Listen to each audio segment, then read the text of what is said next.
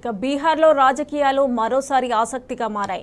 JDU అధినేత CM Nitish Kumar మహాగఠబంధన్కు goodbye చెప్పి మళ్లీ బీజేపీతో జట్టు కట్టేందుకు పావులు కదుపుతున్నారు. ఉదయం 10 గంటలకు జేడీయూ శాసనసభాపక్ష సమావేశం తర్వాత సీఎం పదవికి రాజీనామా చేసి బీజేపీతో కలిసి ప్రభుత్వాన్ని ఏర్పాటు చేయనున్నట్లు తెలుస్తోంది. సాయంత్రం 4 గంటలకు మరోసారి సీఎంగా నితీష్ కుమార్ ప్రమాణ స్వీకార కార్యక్రమం ఉంటుందని ఆ పార్టీ వర్గాలు తెలిపాయి.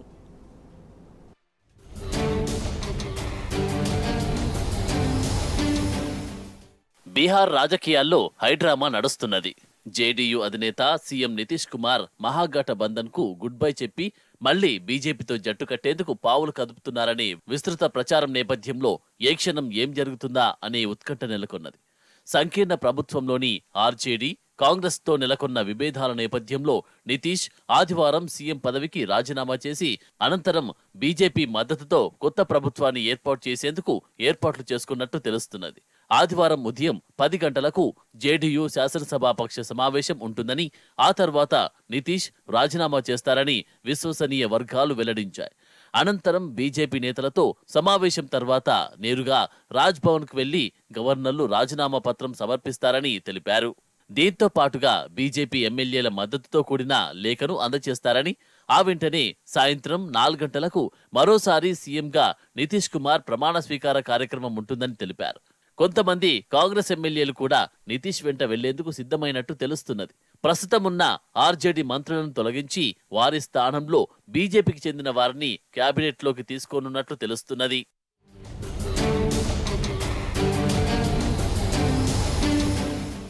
రాష్ట్రంలో సంక్షోభం నేపథ్యంలో ప్రభుత్వాన్ని నిలబెట్టుకునేందుకు ఇండియా కూటమి ప్రయత్నాలు చేస్తున్నది.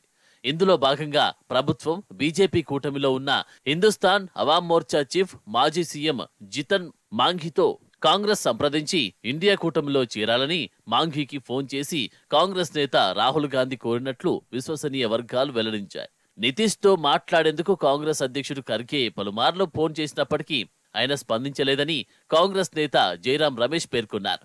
జేడీయూ, ఆర్జేడీ, బీజేపీ నేతలు సమావేశాలు చర్చల్లో మునిగిపోయారు. పాట్నాలో నితీష్ కుమార్ నివాసంలో జేడీయూ నేతలు సమావేశమయ్యారు. మరోవైపు బీజేపీ ఎమ్మెల్యేలతో సమావేశం నిర్వహించి నితీష్ కు మద్దతు తెలుపుతూ ఎమ్మెల్యేలు లేఖను రాష్ట్ర పార్టీ నేతలకు అందజేసినట్టు విశ్వసనీయ వర్గాలు తెలిపాయి. బీహార్కి చెందిన బీజేపీ నేతలు పలువురు అధిష్టానం పెద్దలతో కూడా భేటీ అయినట్టు తెలుస్తుంది. ఆర్జేడీ నేత డిప్యూటీ సీఎం తేజస్వి యాదవ్ నివాసంలో పార్టీ ఎమ్మెల్యేలు, ఇతర సీనియర్ నేతలు సమావేశమయ్యారు. ఏ నిర్ణయమైనా తీసుకునే అధికారాన్ని ఆర్జేడీ అధినేత లాలూకు ఎమ్మెల్యేలు అప్పగించారని ఎంపీ మనోజ్ షూ వెల్లడించారు.